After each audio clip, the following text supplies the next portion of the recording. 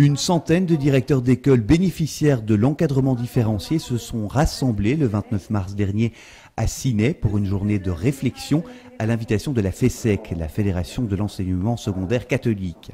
Leurs écoles accueillent un public socio-économiquement défavorisé et bénéficient de moyens humains et financiers supplémentaires.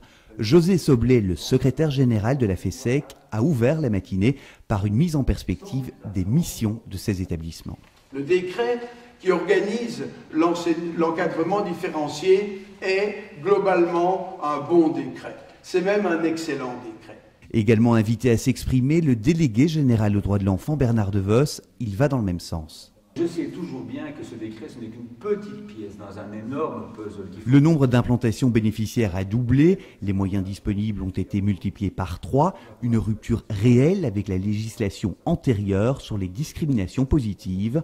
Les objectifs définis sont clairs, une amélioration de la réussite scolaire et une réduction du décrochage. On ne peut évidemment, à ce stade, présager de rien en termes de résultats, en termes d'amélioration significative de la réussite scolaire.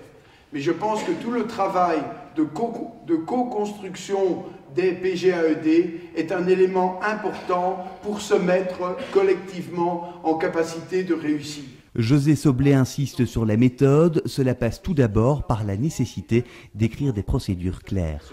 Je sais bien que c'est rasoir, c'est embêtant, pour prendre des mots qui sont politiquement corrects, d'écrire des procédures, mais c'est indispensable si l'on veut qu'un projet dure. Le décret encadrement différencié a nécessité l'implantation de dispositifs locaux, les PGAED, projet général d'action d'encadrement différencié, dont chacune des écoles, des objectifs à 5 ans sont fixés, ainsi que les actions à mener et des indicateurs de résultats.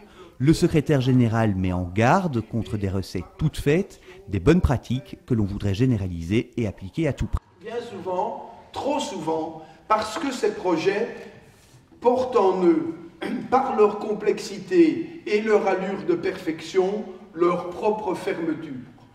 Donc, je vous invite, si vous mettez des projets et si vous les mettez en évidence, à être attentif à cette affaire. En fin de matinée, José Soblet et Bernard DeVos se sont retrouvés pour un débat. Le délégué général aux droits de l'enfant s'est attardé sur les publics toujours plus fragiles qui fréquentent ces écoles.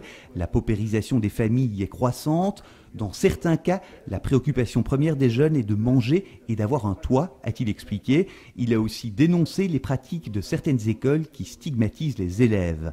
Les deux invités ont aussi pu échanger leur point de vue sur des questions d'interculturalité.